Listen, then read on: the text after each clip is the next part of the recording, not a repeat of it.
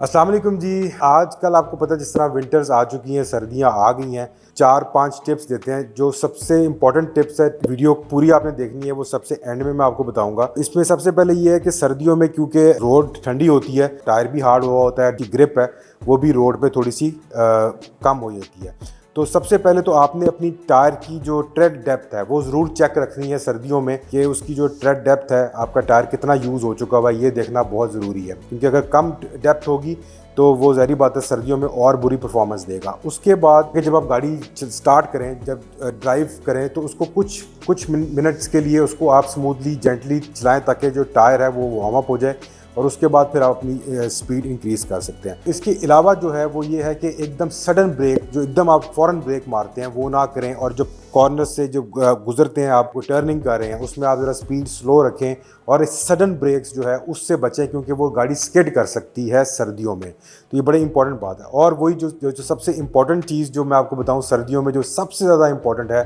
वो ये कि आप अपने टायर का प्रेशर हर वीक चेक कराएं सर्दियों में, क्योंकि वो प्रेशर कोल्ड वेदर की वजह से डाउन हो जाता है, जिसकी वजह से टायर की लाइफ के ऊपर, फ्यूल एफिशिएंसी के ऊपर, इन सब चीज़ों के अंदर वो इफ़ेक्ट करता है। तो ये इन सब चीज़ों का ख्याल रखें, और हमारी जे रशीद की वीडियोस देखते रहें, लाइक करते रहें। मज़ीद अच्छी मालूमात के लिए हमारे पेज को फॉलो करें। Thank you.